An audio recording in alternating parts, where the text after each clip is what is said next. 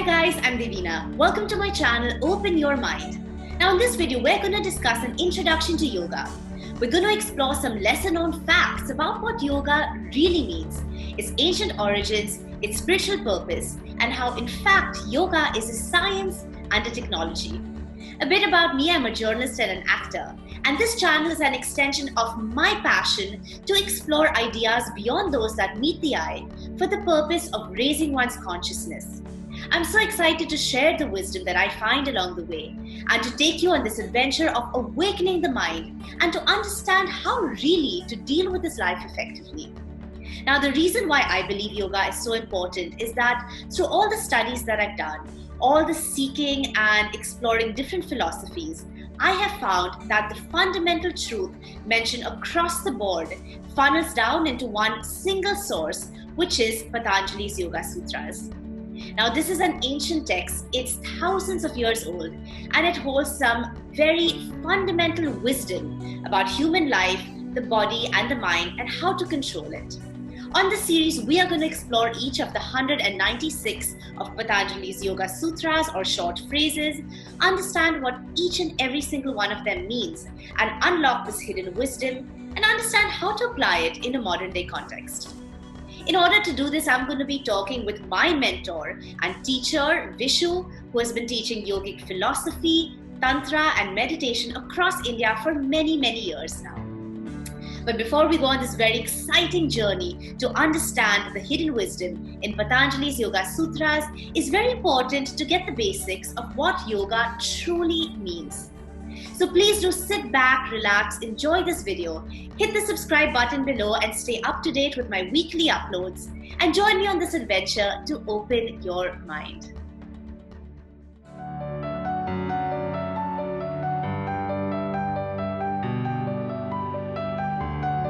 Hi Vishu, thanks so much for being here today. Hi Devina, nice to be here.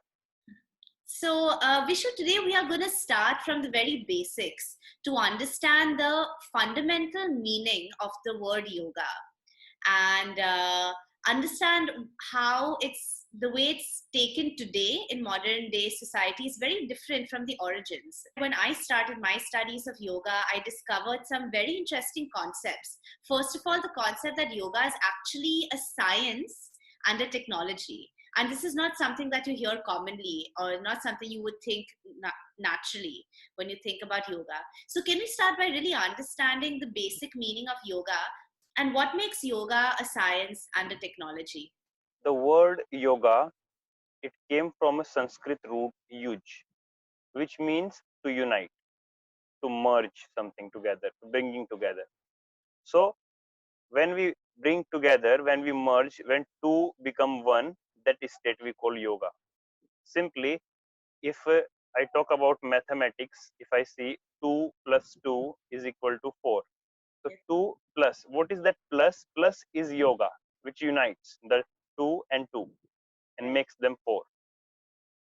So yoga simply means to unite, to join.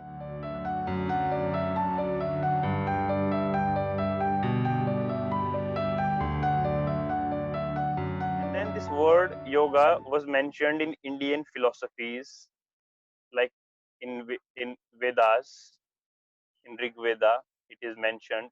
And then it is mentioned in Vedantas, Upanishads. And then there is a very ancient first yoga philosophy which we call Samkhya. Samkhya, given this yoga philosophy, we call it Samkhya Darshana, where it talks about matter and energy, Purusha and Prakriti. Like nowadays, the modern science also talk about it, that the energy and matter are not two different things. Einstein have proved it, E is equal to mc square. Means every matter has an energy. So the same thing Samkhya saying that matter and energy, which appears two different things, they are not different things, they are one. So the understanding, realization of that two are one is yoga. So when we say where there is no division. Matter and energy, what exactly are we talking about? Are you talking about the body and the mind, the spirit? My thoughts, my images, which is like neurons movement, which is electric energy. Mind looks completely different than the physical body, which is very gross. very much like solid, liquid, gas in form of matter. My physical body looks like a matter, and my thoughts, my energy, my feelings looks like a sensation, which is like more subtle than the physical. So it looks like then the mind and body are two different things. There is another definition of yoga which says bringing the mind and body together, joining the mind and body is yoga. But here we see the mind and body are not two different things. Right. Mind is just a most subtle part of the body, and body is most gross part of the mind. They're one thing. So the realization of it, that my body and mind are not two different things, that awareness, that witness is all about yoga.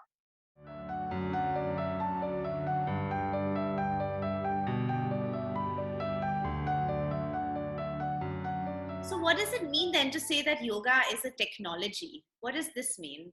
If you talk about Patanjali only talks about the things which you know, which you can experience, which you see. Right. So it doesn't deal with the beliefs, make belief system. Right. So it's a system which deals with what it is, in terms of energy, and how you use this energy to create, to build up the higher state of awareness or higher state of being, like the science. Right. So, it's very practical. It's something that we can all, Very practical. and we have a proof of it. It's not some theoretical concept, which Right. you find in a lot of other forms of spirituality and different practices, like you said.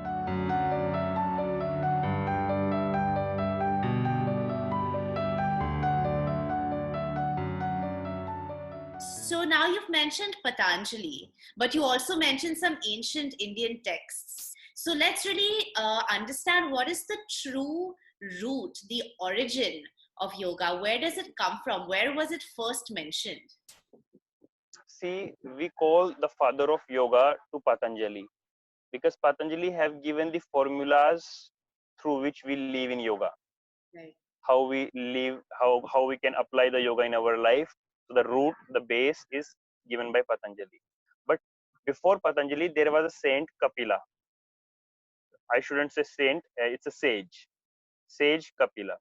Yes. So Maharishi Kapil, the sage Kapil, have given us a philosophy, a darshana, which is Samkhya philosophy. Okay. The name of that darshana is Samkhya, Okay. where he simply talks about 25 elements in the nature of consciousness. He talks about consciousness and nature, the existence, the matter and consciousness. So in the consciousness, there are 24 elements. The 25th element is the matter itself, Prakriti. Purusha, which we are, the consciousness, Prakriti, which is the existence. In the understanding of this 25 element, we reach to a point that Purusha and Prakriti are not two different things, they are one.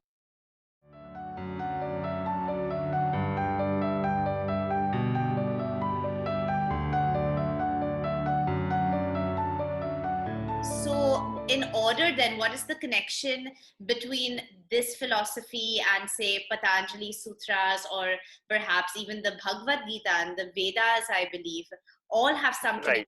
to yoga and yogic philosophy. So, what is the connection between all of them? See, Vedas are vast, they are very big. Vedas have yoga, not only yoga, some other studies also. Like the word Veda means knowledge. So it's a combination of all the knowledge, we say, our ancient, all knowledge. So if I talk about Patanjali and Samkhya philosophy and Bhagavad Gita. So Samkhya is very ancient, before than Patanjali, and then scholar says that the Patanjali is practical form of Samkhya. Samkhya looks like a philosophy, like a theory, Right, not a practical. Patanjali, it's practical form. right, So Patanjali through Samkhya is elaboration, makes it more easier in 196 sutras, so it becomes more easier for us. right, And then if we study Patanjali, if I apply the Yoga Sutras in my life, if I live the life according to them, and when I deal with the daily life, with the situations, with the family, with the relationships, with the life, then it looks more into the Bhagavad Gita. When in Bhagavad Gita this text is based on the conversation between Shri Krishna and Arjuna, the two people conversation. Krishna who's teaching Arjuna the yoga. Yes. So it's all related to the real life, like the daily life. The application of the philosophy. Right. Right. So that's the connection then between Samkhya, Patanjali's Yoga Sutras, and the Bhagavad Gita. Bhagavad Gita, right.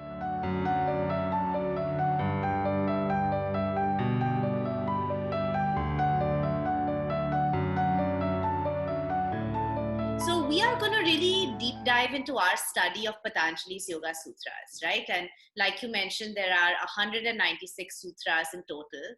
And for anyone who does get into a deeper study of yoga, you typically go to this text, Patanjali's Yoga Sutras, which not many people know of.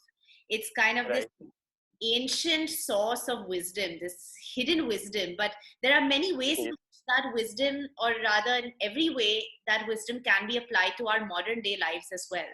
It's not something that is totally disconnected from the way we live life today, right? So can we just talk about this a little bit, the significance of learning Patanjali's Yoga Sutras in today's modern world? Why is it important for us to do that? The language that Patanjali use, it's scientific language. It's not very poetic. It's not very philosophical language. It's not like based on ideas. So Patanjali using the language, it's more based on facts, not based on ideas. It's based on more what it is. So putting the awareness on what it is the main focus of Patanjali. So when I learn the things in this way, scientific way, so there are less chances to get distracted. Right. When I hear the philosophy, so I create my own ideas, my own beliefs. So I may not be maybe I don't understand the philosopher very well. Philosopher wants me to indicate something else and I get something else. The making of your own beliefs possibility is very less in Patanjali, Right. because it's more scientific.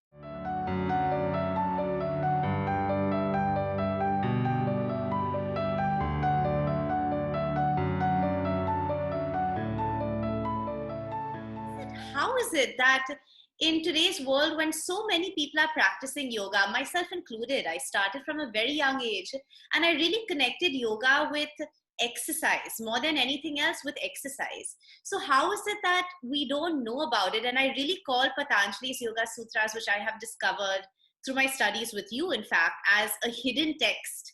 It's hidden because Right. it's not commonly known or focused on at all in today's day and age. How is that?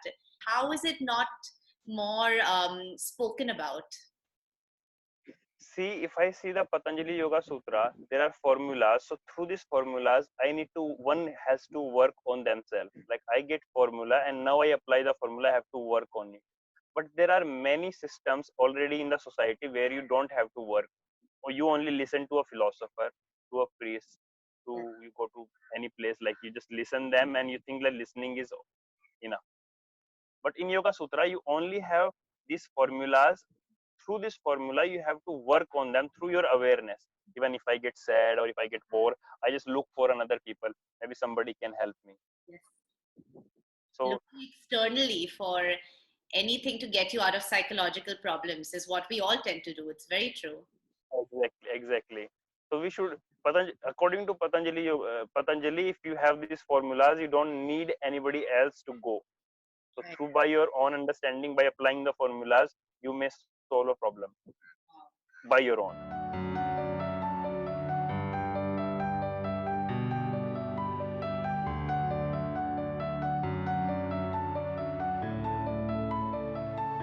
I think that sets the perfect note for us to really understand why it's so important to study the Yoga Sutras, to really realize how much more yoga is than a physical practice. And especially by studying Patanjali's Yoga Sutras, we are picking up the basic tools required to deal with our life effectively without depending externally.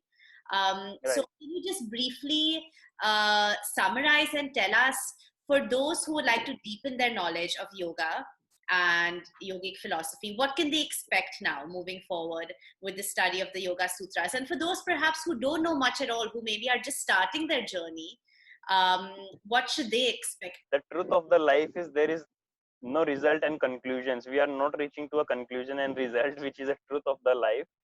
But the thing is, we are living with many different problems in our life, in the relationships with each other, in the relationship with the family, and with the job, with money, with respect. If we see these problems, they are bringing some pain in our life in form of few points. These points are anger, hate, jealousy, depression, anxiety, fear, which is very much these days in the society.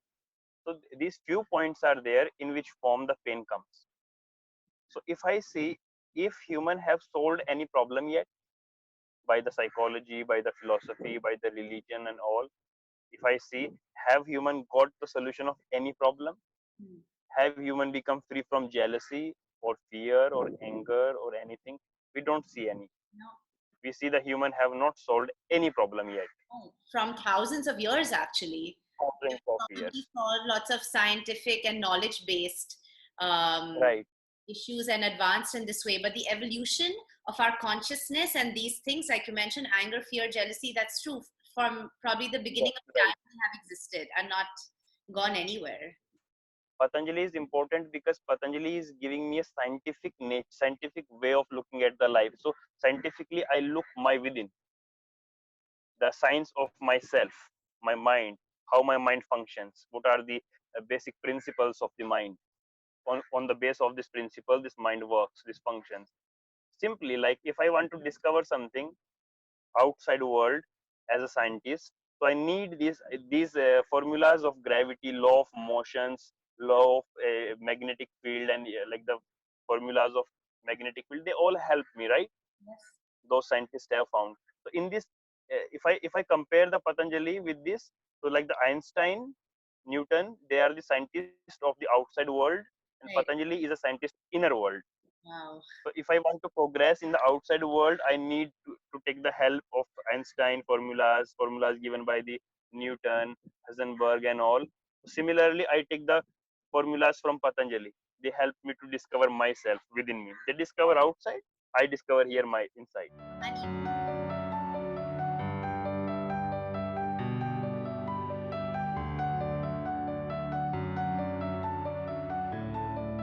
And even though this is an ancient text, it's very much still relevant even today, right? In our modern life, in our modern society, 21st century, it's still very relevant today.